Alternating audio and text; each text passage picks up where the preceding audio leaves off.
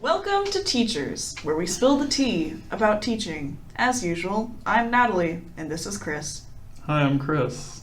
It's been like 2 months. It's been a very long time. We're so sorry. Thank you for coming back.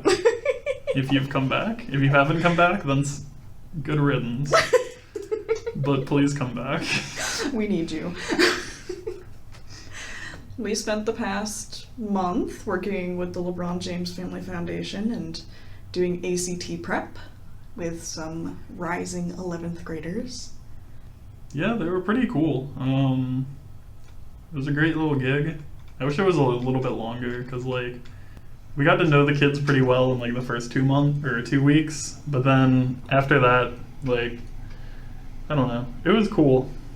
But more time would have been awesome. Yeah, that would have been really cool. I don't know. It was nice to get to try out some different teaching techniques on them and like different activities and see which ones went well and which ones didn't, because there were some that didn't. Yeah. I feel like overall a lot of things worked.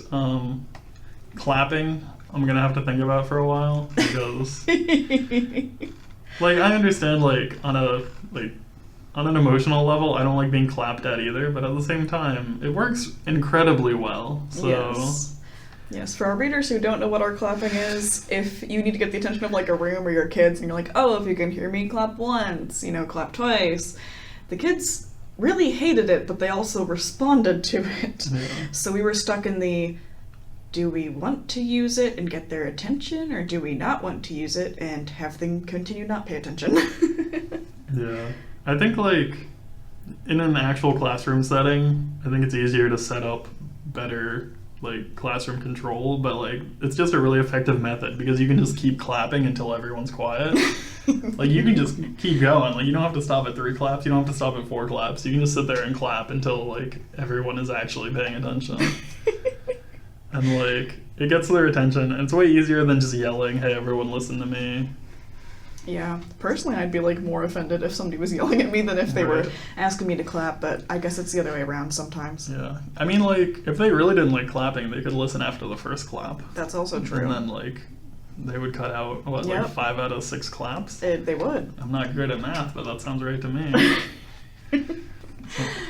Okay, so the tea that I have brought today is Arizona iced tea, because Arizona makes really tasty iced tea, honestly. And it's actually a pretty good deal at Sheetz. And it has raspberry flavor, which I'm excited for. Are we still trying to get sponsored by Sheetz? Sheetz, please sponsor me. I love your pepperoni rolls. They were doing so well today making them. They weren't burnt. They weren't burnt. Well, like, usually they're like... glowing recommendation from Natalie. Pepperoni usually rolls, they're like kind of burnt. crunchy, and this one was like actually like nice to bite into, and like it tasted really good. I don't know, it went through the warmer at the right angle. That's all I'm saying. Yeah, iced tea would have been a really good choice. Oh, this is actually really good. I brought hot tea again. The packaging is entirely in Japanese, aside from the word fine fired tea, which, I don't know, it doesn't really... Fired? Yeah, fired, F-I-R-E-D. Like cooked over a fire? I don't know. Was it smoked? I have no... Okay. I don't know, it doesn't have like a super smoky flavor, but it does taste like oddly of seaweed, which... Like, it's Japanese, they have a lot of sea around them. I could definitely see them putting, like, a roasted seaweed in their tea. Yeah, I've tried seaweed, and I can't, like, the dried ones. Yeah. I can't say I like it. That's exactly what it tastes like. If you just, like, dunked one of those in your tea for a couple seconds. Yeah, I don't like that. I wouldn't want to drink tea flavored like it. It's not bad. Like, it is, like, a hint of smokiness, I guess. I don't know. I'll finish it. I just wish I would have, like, cooled it off and added a bit of, like, honey or something so to fit the summer vibe better. I just want to know what fired tea is. Hold on, I want to Google this. What is fired tea? We can Google the brand. It says it's tea processing? Yeah. Like, I've had tea where it's, like, definitely smoked, like, over a fire before. But that's more, like, campfire-y, and this is more, like... Apparently, China's 2 most popular artisan-style green teas are basket-fired and pan-fired. I mean, yeah. I didn't know you could do that. People smoke tea. It's a thing. What? Yeah. Not, like, smoke tea. Like, they, like, put it over... Like, how you smoke, like... I thought they were, like, rolling it like a cigarette. Yeah, I was like, what? That seems bad for every part. Here we go. I found it. It's Ho-Chiha tea, 1 bag from Boxu. It's $1 per bag. This is an expensive cup of tea, huh? Toasty and rich. Ooh. Slow roasted green tea leaves reduce the caffeine content and produce delicious nutty earthy flavors. Is it earthy? Yeah, it is. Maybe that's like the kind of fishy flavor I'm getting. How do you like roast tea leaves though? So while they're still wet, you like put them in a box with a bunch of smoke. Oh, okay. You know how you like roast like at a cookout Yes. where you get like hot and then you put wet wood and it makes smoke. Yeah. So you can like smoke tea that way, or you can just Oh. like, I don't know. I'm sure there's like some specific temperature that you roast tea at. I don't know. I've never heard of that before, but then again, I don't really drink hot teas, so Yeah. that's why I wouldn't know that. I mean, toasty and rich. They nailed it. It'll keep you toasty. Yeah. It will actually. An iced tea would have been a great choice, but here we are. How's your iced tea? It's raspberry? Yes, it's really sweet. It's actually just the right amount of flavoring that I want. So for people who like tea flavor, it's probably too much raspberry, but for me, it's quite nice. I've had the Arizonas. They're pretty good. They I- also make a mango that doesn't have any tea in it. It's just mango flavored. Oh, really? I saw like the mango thing, but I thought it was like an Arnold Palmer style. It's just like mango flavored Kool-Aid basically. It's pretty good. I don't know. I like this because it's got like the same balance as like if you go to like Cane's and get their Arnold Palmer, because it's Yeah. like just enough that it's not super tea, which is what I need in my life, honestly. Yeah. Plus the caffeine. Yeah. I always enjoy it in Arnold Palmer. I don't know why. It always feels like a tongue twister to me, like it's trying to trick me. No, yeah. And I was like, why?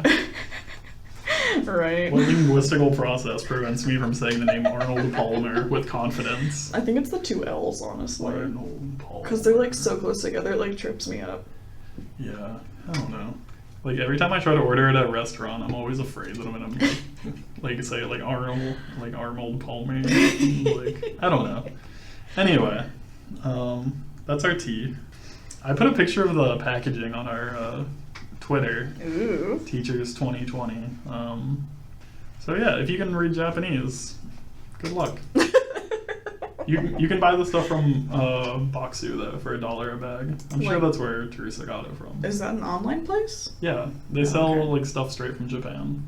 Oh, wait, I think I saw those for sale when I went to. I don't remember what the store's called now. Like a lunchbox.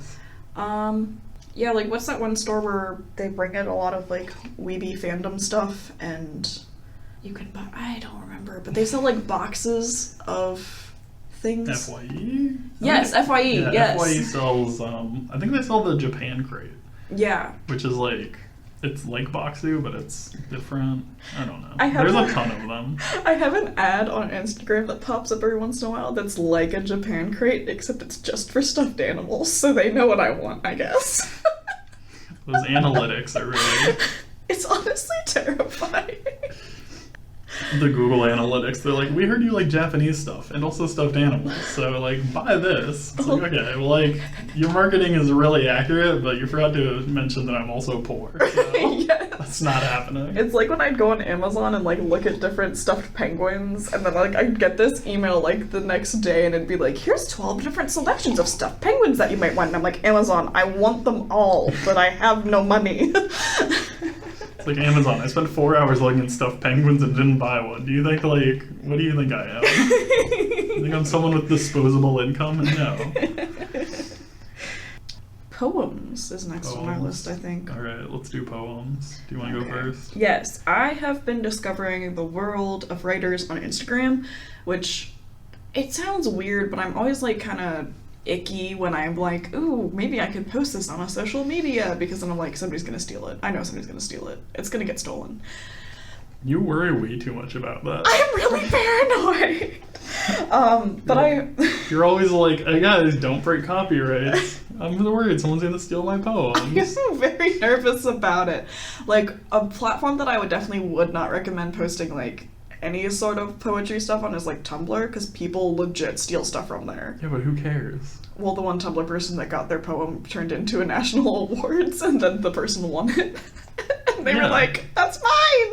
Exactly, and then you get to be like, hey guys, this was my poem, and then like stuff sorts itself out sometimes. I'm sure it does. But I found a whole, like, I found so many good poems. I've also found quite a few people that I now follow. I love them. But, okay, so this is from an account called Poems period in period color. So that if you want to find their Instagram handle. So it goes, once upon an age-olden time, I was all yours while you were mine. And in this day on crowded street, my skin felt a familiar heat. When in a moment of our gaze came tumbling in those 100 days, the good, the best, the most ugly, but we lost love with dignity. Legend, we won't resurrect it, we both know we must protect it. So I'll stay yours and you'll be mine, but only once upon a time. Aw. Those end rhymes are so like I Susie. know. Very Susie. It made me very happy when I was reading it. Like the meter's nice. The end rhymes are Susie. I don't know. I like it. It's very sweet. It's a very yearning, like, we used to be together, but now we never will be. And I like that, because it's kind of like, a lot of people when they, like, break up with, like, boyfriends or girlfriends, they're always like, I hate you, we'll never talk to each other again! And this is kind of more of, like, a mutual, like, we still care about each other, Yeah. which I I mean, appreciate. there's definitely different ways to end a relationship. Like, I don't think you get to pick how it ends. Mm-mm. Definitely not. But it is nice when you can be like, hey, this didn't work out. Yeah. Let's learn from this experience. Instead of being like, wow, I now hate you. that person is the worst human being I've ever met. Let me tell everyone via song. Okay, so I have, this actually came up in a collection of like top 10 poems of all time, and I've never heard of this before. It's The New Colossus by Emma Lazarus. That's a fun name.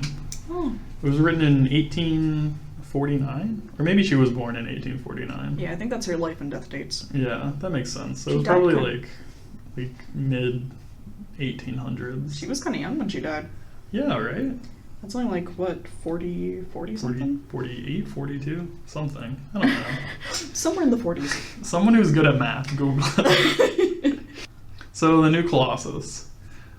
Not like the brazen giant of Greek fame, with conquering limbs astride from land to land, here at our sea-washed sunset gates shall stand a mighty woman with a torch, whose flame is the imprisoned lightning, and her name, Mother of Exiles, from her beacon hand glows.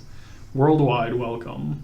Her mild eyes command the air brigade harbor that twin cities frame. Keep, ancient lands, your storied pomp, cries she with silent lips. Give me your tired, your poor, your huddled masses, yearning to breathe free. The wretched refuse of your teeming shore. Send those, the homeless, tempest-tossed to me. I lift my lamp beside the golden door. Is this the one that they've quoted on the Statue of Liberty? Did this take the thing on the Statue of Liberty and use it? Oh, I don't know. Because this is about the Statue of Liberty, isn't it? I'm almost certain it is. Because My years of English expertise is, I picked up this maybe about the Statue of Liberty. I know that the give me your tired, your poor, your huddled masses is something that is said a lot in reference to the Statue of Yeah. Liberty. It's like a quote. Yeah, so- like, is that carved on it, or is this No. what they're quoting? I'm not sure. What are the words carved on the Statue of Liberty? Here's my Google. I don't know anything. I'm very not helpful. This is how English teachers work, though. This is honestly, yes, how I live. It's like, my I don't life. know anything, but Google does, and I know how to figure out what Google knows. Yeah, I think she quoted she quoted the Statue of Liberty, because it says that what's on the Statue of Liberty is, give me your tired, your poor, your huddled masses, yearning to breathe free, the wretched refuse of your teeming shore, send these, the homeless, tempest-tossed to me, I lift my lamp beside the golden door. Yeah, perfect. So that's like the end of the poem. I like it. It's such like a good reference both to Colossus and the Statue of Liberty. Yeah. Because I liked that part about Colossus. Do you know what the myth of Colossus is, dear listeners? For those of us who aren't aware, I think Colossus is the titan that held the sky, but is that Atlas? Atlas was the guy with like the world on his back. Yeah, no, I'm not sure who Colossus is because I think I got him mixed up. Oh, no, he is a Titan, I think, if I am correcto. Probably not. I'm not often correct, honestly. Anyway, I picked this because, like, with, like, the whole southern border thing going on right now, I thought this would be, like, a fun little, hey, guys, stop putting children in cages. We've gotten very political Weird. very quickly. Is that very political? No, not really. I feel like no matter what your stance in life is, like, children outside of cages should be, like, a pretty solid platform to stand upon. Yeah, you know, I'm not gonna argue with that. Anyway, have you found anything about the Colossus? I tried Googling, but this seems to be about a building. The Colossal of Rhodes? Oh, it's a statue of the Greek sun god Helios? Yeah, that's all I get when you search Colossus Greek. I don't know if it's like a... Well, maybe that is because they're referencing another statue that was also as equally important. Yeah. They do like... Oh. They have the same crown. Oh, they have... He's also straddling a waterway. So yeah, this is the statue of Colossus. Yeah. Did you find the same picture I did? I found the Wikipedia article. Oh. The Colossus of Rhodes, of the Greek sun god Helios, erected in the city of Rhodes on the Greek Isles by the same name in 280 BC. Dude, I bet the French knew about that when Of they course. made it. The French know everything. Yeah, because the picture of him is him, basically when you sailed a ship, you were sailing in between his legs, he's straddling the waterway. How masculine. It would. Of course, he's man-spreading. I don't know if this is like... There's also pictures of him just standing next to it, so like I don't know which of these is accurate. That's true. Oh, no, I think he was actually standing next to it. I don't know. I don't know. It goes both ways. Wow, it said it stood over 107 feet high. That's a Colossus for you. The thigh alone was supposedly 11 feet in width and the ankle 5 feet in length. That ankle is almost as tall as me. Yeah, those are pretty personable measurements. But, like, I'm still not 100% sure what I'm supposed to do with that information. Cry a little bit. All right, Natalie, what's the writing prompt you found for us? So since I've been spending so much time on Instagram staring at writing things, I was like, well, why not find a writing prompt? So this is from The Right Way to Write, which is a cute little pun because the first right is that of writing and the last right is that of the direction. It is a dialogue prompt because apparently I really like those, which is true, I really do. And it says, we can't have a crisis. My schedule is already full. That's fun. I've definitely been there before, where I'm like, man, I have so much to do this week, and then like something very important breaks. And then it's like, oh, okay. Like I'm like on my way to my class, and then it's like my car breaks, and I'm like, oh, okay, that's fine.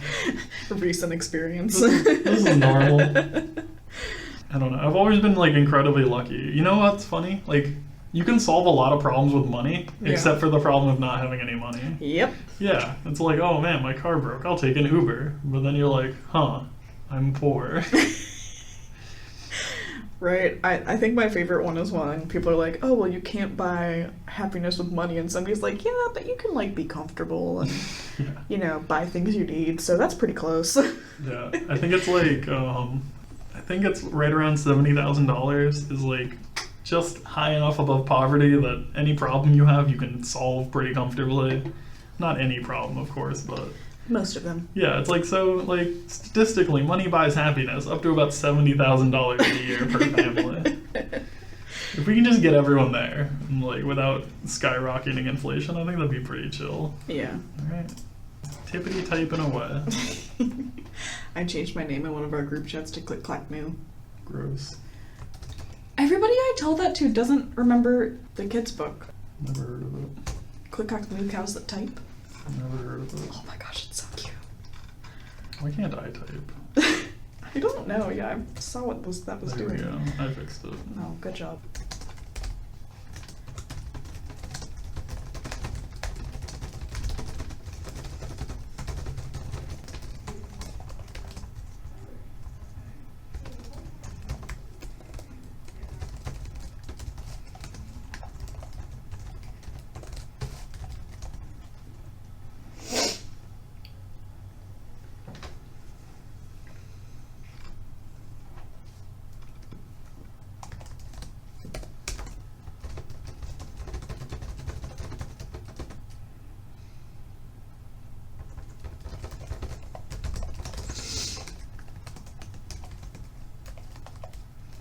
Where does coffee grow? Specifically? Yeah. A lot of places. Chile, Nicaragua, Sumatra is a very small island. Sumatra would be fun. Gracias.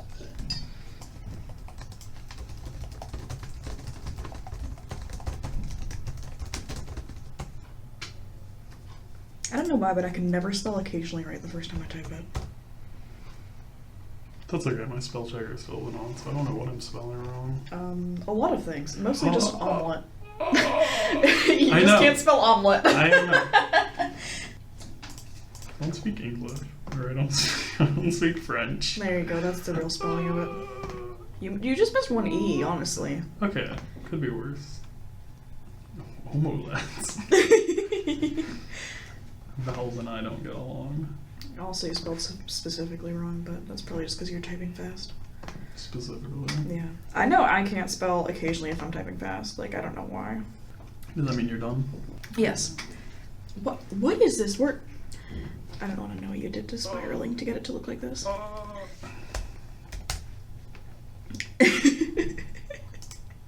Yeah, I typed it right the first time, and then I typed it wrong the second time, and I was like, wait, they both look okay. Have you ever written a word and been like, I know that the spelling is right, but that just looks so wrong? Too often. I do that a lot. Would you like to go first since I went first for the poetry? Yeah. I think I want you to specifically listen for tense. Because I know we talk about tense a lot in this show. Yes. Because Sorry, I'm crushing my cam. you probably shouldn't do that. I'm gonna recycle it. Crush it off camera. Okay, yeah, I don't know. I feel like I could have picked an easier tense to work in, and it intentionally shifts at one point, but Okay. we'll see what happens. So the other day I was on my way to the store to pick up eggs and milk. I was supposed to be making French toast in the morning, and I should have been grading papers, and I should have been booking a flight to Hawaii for my best friend's destination wedding. But I had used up all the eggs and milk making a stress omelet the day before.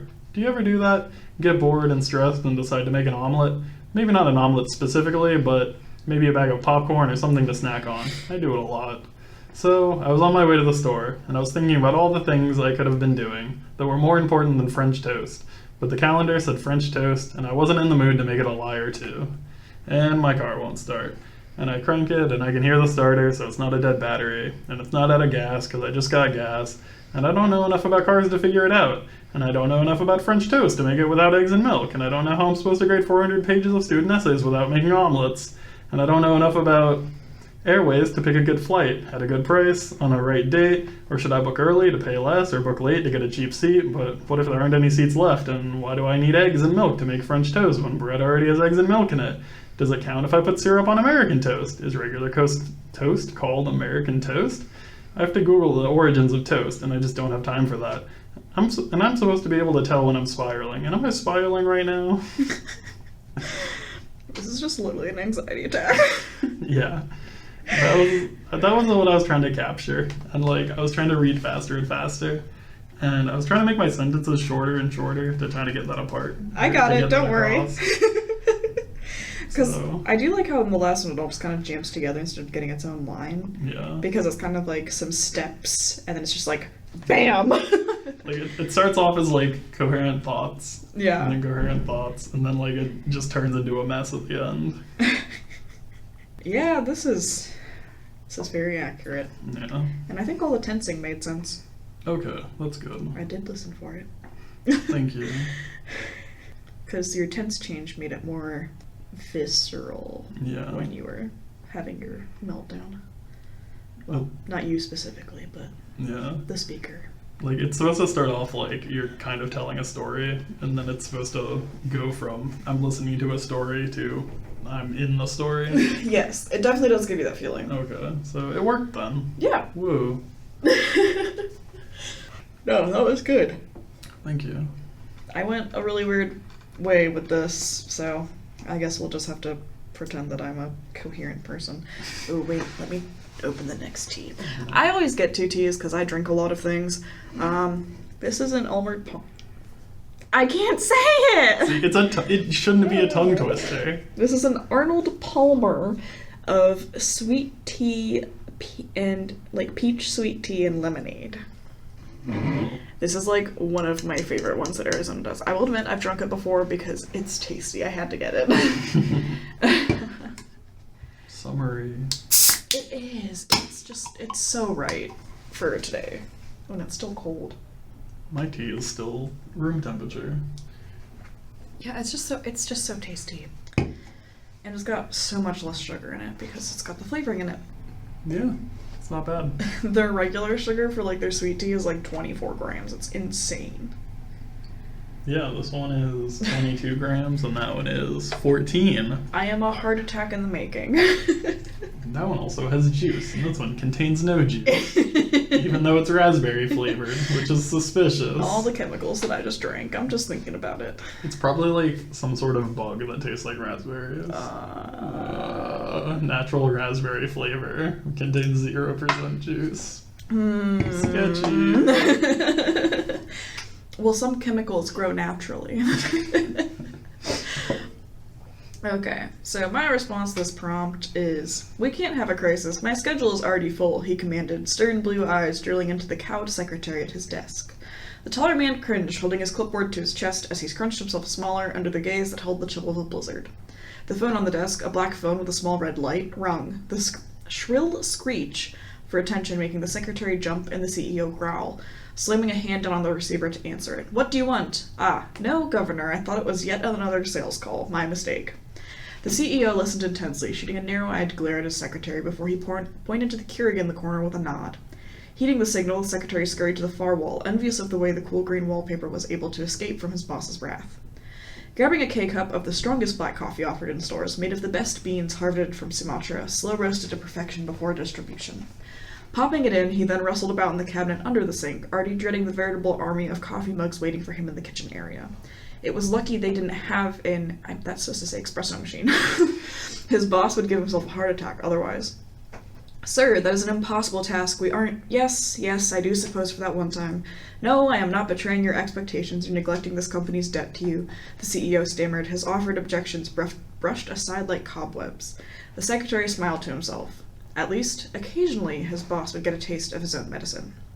He glanced at the thick black file folder on the oaken desk, balanced precariously on the corner in the secretary's haste to put himself out of arm's reach. The collapse of the plant in Quebec was expected. The failure of the factory in Peru, not so much.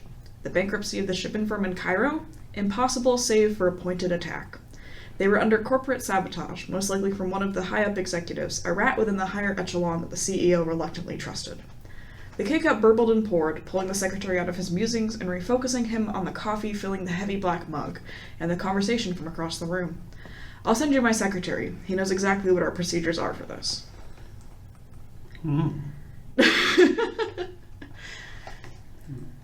Very descriptive.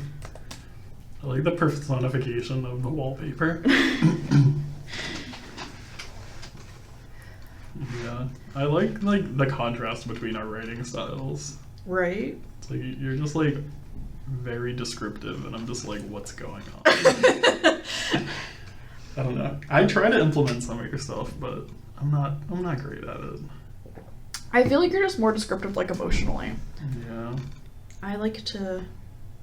I think I like to be more like, this is what the room looks like. This is what we're doing right now. And you're kind of like, this is what we're doing.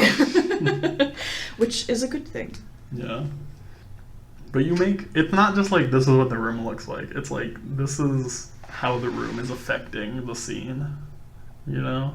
That's true. It's not like, and the wallpaper is green, and the chairs are wood, and the lights are flickery. I have tried so hard not to do that, because I've read so many books where it's just like 10 pages of this is what the forest looks like that has no bearing on the story whatsoever. Like, I like a good descriptive paragraph of like, what's going on? Like, okay, we're in a new place. Let's describe this new place. Yes. Why is it interesting? That's awesome. But like, after eventually, like, you're like, oh wow, another brown tree with green leaves. We've done it. Yeah. I think the one rule I try to keep myself is, if you're introducing a new like picture of anything like coffee cups or like anything else. It has to be doing something, Yeah. or else it's not important. I think that there's a name for that. I don't remember what it is. I think there is too. I think it's a plot thing. It's called like Chekhov's gun. Oh, Where it's yeah, like that one. don't introduce characters and important items that don't actually matter. Like don't be like, oh yeah, this is a cop and he's got a gun, and then like the thing has nothing to do with cops, and like the gun never goes off. Yeah, So like I don't know. I I think that's tried like a to- theater thing though. it is. Like, it's also a plot thing though, because it's like you have to have enough foreshadowing in the first act that like you get like a happy feeling when you correctly guess what's going to happen. Yeah. Because I've had that happen a couple times with like the TV shows that people have been putting out recently, because like they change it just to change it and make you surprised instead of being like, yes, I'm vindicated. Like, this is the Yeah. end that I thought was going to happen because you foreshadowed it. Yeah. Which I love that feeling, honestly. There's a fine line. You have to have it be able to be like, if you're really paying attention, you can kind of guess what's happening, Yeah. but you can't make it be incredibly obvious. And it's okay to like subvert that occasionally. Yeah, So like have it be like, oh, like this is who, like it's obvious it was the butler. But then like if you're really paying attention, it's then actually like somebody else. yeah. Yeah, because like I like being able to go, oh yeah, I think this is what happens, and then you're able to like be kind of right. Yeah. Like I like when it's kind of like half of that's correct, but then the other half is Yeah. like you wouldn't expect that at all. Yeah, because like if it's something you're already enjoying, if you can, like if you already know what's gonna happen, you're gonna be like, oh yeah, that's awesome, I knew.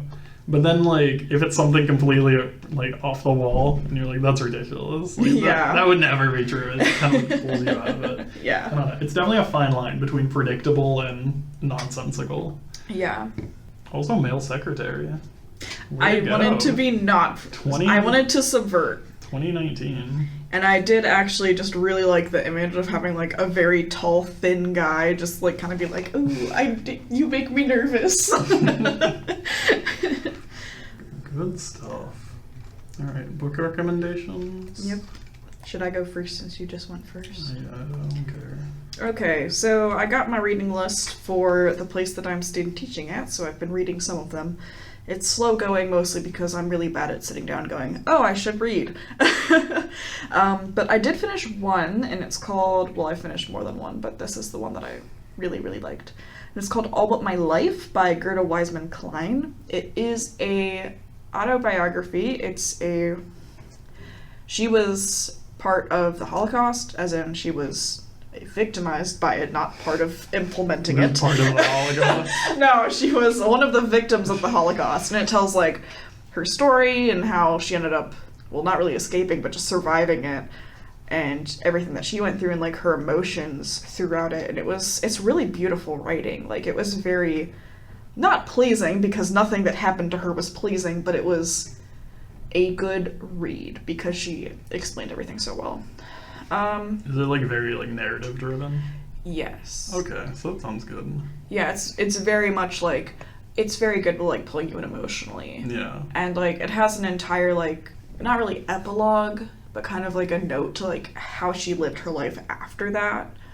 Because like she did actually end up having like a pretty happy life after everything. Yeah. But she also talked about how like the events like affected her years, like not centuries, but like decades later in her life, and like things that she was still thinking about, and how she'd still end up like crying over things that happened to her so long ago. Yeah. So it's very powerful. I really, really enjoyed it. Pretty short actually. It's a very quick read, Yeah. but it's good. Yeah, I know Holocaust was part of the curriculum in Ohio. Yeah. The only Holocaust thing I've ever read I watched the movie Schindler's List in a history class. Wow. Yeah, so. I've had to read the autobiography of Eva Schloss. I know that I've read some of the Diary of Anne Frank. Not Yeah. all of it, though. If you had to recommend one of those three, which one would you recommend? I honestly don't really remember the Eva Schloss book. That was just so long ago. Yeah. But I definitely would recommend All But My Life. It was just really nice. Well, not nice. It was good. Yeah. A non-book recommendation I have that I literally went and saw, like, Saturday, I finally watched Detective Pikachu. Mm-hmm. It was really good. Was it? It made me very happy. Literally, my only complaint was that I did not get to hear enough Pikachu noises because they are adorable. The CGI Pokemon were super good. Like, they were impressively good. Are you gonna go buy Pokemon merch now? Maybe. Like a shirt, at least. I would love Or a a shirt hat. with Detective Pikachu on it, honestly. That would make me very happy. I think I saw GameStop has a lot of stuff on sale, like Oh, shirt-wise. I might go look. Yeah. Like, it was so cute. I loved it so much. The CGI was really good, and I'm really picky about CGI, so I was very happy. But this also had Mewtwo in it, which I wasn't expecting. But He's all over the promotional stuff. I literally didn't see any promotional stuff. Okay. I just knew that Detective Pikachu was out. Like, literally, that's all I knew. I know the word detective and Pikachu. Yes. I was on board. I've seen some gifs of him and the main character meeting, and I've seen other gifs of him drinking coffee, and that is literally all I knew about the movie. Yeah. And I've seen some Pokemon gifs, and that is it. And I was just ready for it. So I went, and after we went, me and my friend went home, and she still had the original Pokemon Mewtwo movie, which we then watched. It's like the movie. It's like Pokemon 2000. Yeah, where they're it's all, so They all old. cry at the end. Are we allowed to Yes, spoil that one? They cried. We were sitting there, and I was like, why am I emotionally affected by this? It's a children's movie. It's so sad, though. It was so sad. Like, it was beautiful. But anyways, yes, go see Detective Pikachu or rent it after you go out. It's honestly really wholesome and heartwarming. Like, it just made my day better. It's on my to-watch list, but It's I don't know. so cute. I don't like movie theaters. They're always so crowded and everything. Yeah, there's one near us that's like pretty cheap to go to, but like Yeah. walking in, you're kind of like, wow, this place smells weird. Bring air freshener. I might. But my second book recommendation is called Rage Becomes Her, The Power of Women's Anger by Soraya Chemaly. I don't know if I'm saying her name correctly, so if you know how it's supposed to be pronounced, please tell me. But it was really good. I've actually been listening to a couple of like feminist audiobooks because I've been driving so much everywhere. And this one was more focused on like how as a society like we raise women and how we raise people in general just to like process emotions and like how that affects us as we grow up and like how that affects development. And there was a lot of really interesting statistics and like it was very well supported. I genuinely enjoyed just learning all of these statistics and like different points of views. Like, yes, it is clearly biased to the feminist perspective, but it's still very informational. I did learn quite a bit. I will say if you're kind of like squicky or you have some triggers, it does mention there is a chapter dedicated to like childbirth and things that have gone wrong in it due to doctors and personal biases of those taking care of women. And there is also some a chapter and some mention of like sexual assault and rape. So if you are not into that, just skip those chapters. But it is something you do have to talk about when you're talking about feminism. It's really good. I'd recommend it. Even though I was already kind of on the feminist spectrum, basically, mostly because I'm a woman, you kind of have to be, honestly. Like, it's something to read if you'd like to get a look at even a new perspective. Yeah, you were telling me a lot about it a couple of weeks ago, and it seems really interesting. I don't know, I feel like more people should read feminist literature because, like, even if you're not super receptive to it, a lot of it is like eye-opening to like the point where you're like, oh wow, I had no idea doctors just ignored what women tell them. It's like that seems like a pretty important thing for a doctor to not do. And I liked this one specifically because when she was talking about like statistics or like generalities among men, she'd also be like, but not all men do this and not all doctors do this. It's just that we have a lot of stories about them, the ones that do. And the other thing I really like that she did was that she included like LGBTQ stuff and also non-binary people. Yeah. Because she had a point where she was talking about like the different like mindsets that like men and women have with like controlling emotions, and she was like, female identifying people are better at doing this and male identifying people are better at doing this. And she's like, non-binary people are actually a very nice balance of the two, which That's I fun. never would have known. Yeah. I was trying to figure out how to pronounce her name. And yeah, I couldn't figure it out. But for some reason, it recommended me a book called Word Slut, A Feminist Guide to Taking Back the English Language by Amanda Montell. I don't know how I got there, but You need it, clearly. it sounds the title sounds interesting. So, it's because like I think the two authors wrote Oh, like co-authored it. this piece together. No, just the news article. My books, Shirley Jackson's The Lottery. I made our students read this for the ACT prep because I thought it was like a nice length, something you can sit down and read in like 20 minutes. And like it's a really good example of like modern literature, I think, because it's short, but it's like really to the point where you're like, oh yeah, like maybe some of the stuff we do doesn't make a lot of sense to us. It's like, maybe stoning people for fun, like that's not, probably shouldn't do that. And then like I read an article the other day where they were talking about Aztec culture, and they would just like murder children to make it rain better. Yep. And it's like the more the children cry, like the more rain you get. And I'm like, torturing children seems bad on paper. Maybe that's just me. So I don't know. It's kind of like pointing out like you do these traditions, but like what do they really mean? What are they really accomplishing? Like kind of examine the normalcy of what you do in an everyday and see like, does it really hold up to scrutiny? And then my other is a cookbook. I've been cooking a lot with my girlfriend. She had the week off, so we've been like making all our meals together and stuff. And one of the cookbooks we used was Thug Kitchen, the official cookbook to eat like you give a F word. Yeah, if you look up the YouTube video for it, it's hilarious. But basically it's a really down-to-earth cookbook that uses like terminology that you would normally find. So it doesn't use like all the fancy French words and stuff like that cooking sometimes uses. And I don't know, it's a funny book. And it's basically like easy recipes that taste good and are healthy. I don't know any fancy French cooking words. Chiffonade. Nope. I know roux. That's French. That's fancy. Roux, chiffonade. What are the things you make out of roux? Gravy. Mornay. I don't know. Mornay is like a cheese sauce made out of roux. I know you can make gravy out of it. Roux is definitely good for gravy. Is there a French word for gravy? I'm sure there is. Probably, I hope so. La grave. I don't think that's right. That's a good place to end, I think. Have a good day, everyone. Please come back. We like you.